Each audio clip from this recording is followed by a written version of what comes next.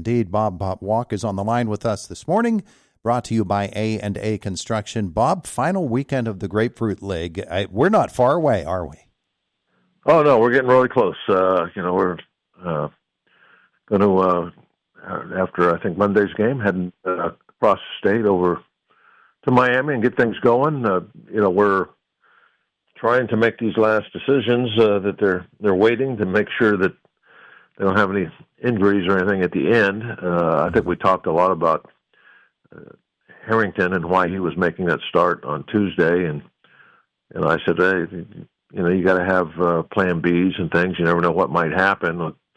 And knowing that was Jones's start, but nothing had been said at that point. But now we're going to start the season without him. Yeah, and that's not going to be a good thing. That's for sure.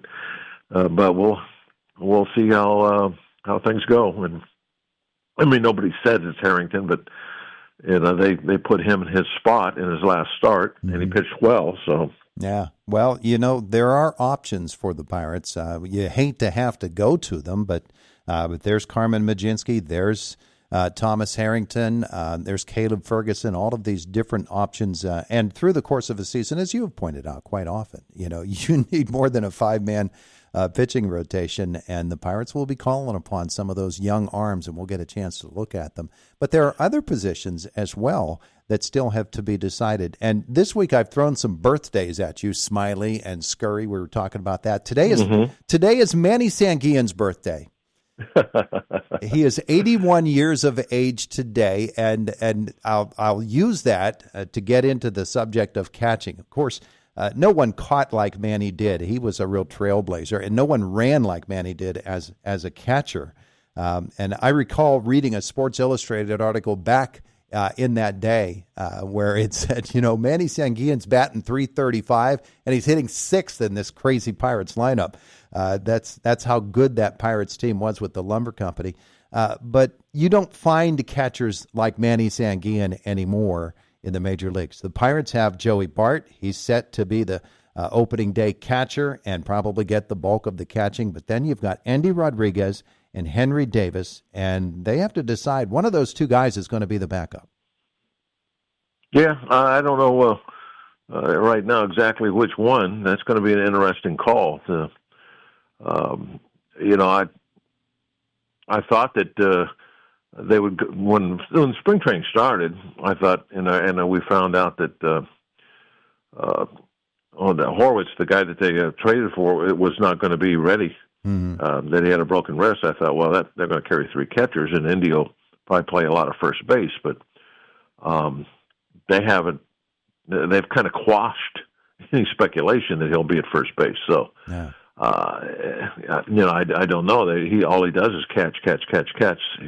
I haven't seen him over there at all. I don't know. Maybe he's been backfields or Pirate City or something. Maybe doing some other work. So it looks like they're only going to go with two catchers, which kind of caught me a little bit by surprise. But maybe that it's because they want to, take five outfielders. I don't know what they're going to decide. Like Sawinski and Bay, both those guys. I mean, Sawinski has a little bit of a track record of doing something in the big leagues, although last year was an absolute disaster for him. Mm-hmm. And Bay has always showed flashes. There's been no consistency, but flashes that he could be a really, really good player. And both of those guys have had very good spring trainings down here. And, they kind of needed to. And they stepped up to and did it. So what do you do about them? Do you find a way to bring both of those guys on? So it's like putting together a puzzle.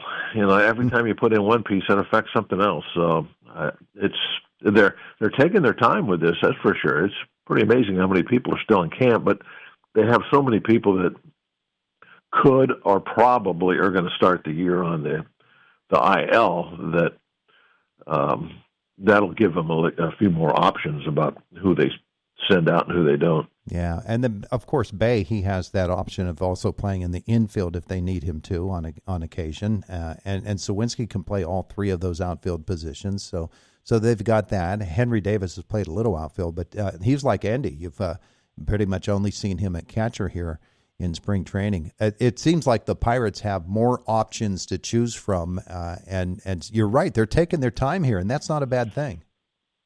No, I think what it is they, especially with like a lot of people talk about, look how many people are in the bullpen, and it's like, well, now let's say you want to keep some young guys. Let's say you want to keep somebody that does have options, and get one of the veteran left-handers go.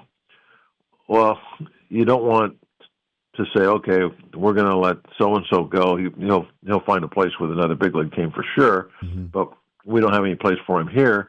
And then the next day, somebody hurts their shoulder. Yeah. So why not wait till the last minute before you make those decisions? I understand that. And I think that's a lot about what's happening in the bullpen. Yeah. Hey, Bob, think back when you were just coming up to the major leagues.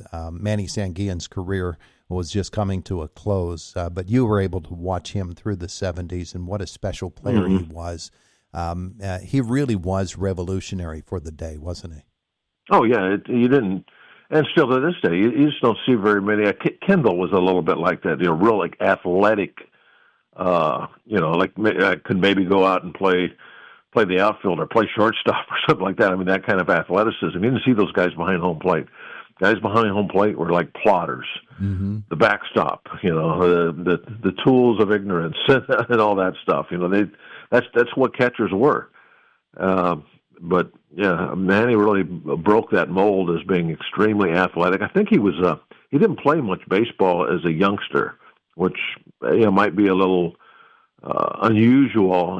Growing up. We're in Panama, Latin countries are usually they play a lot of baseball, but he played mostly soccer. I think he was a goalie, which gave him a lot of those quick reactions, left, right mobility, and made him such a good catcher back there and using his quickness.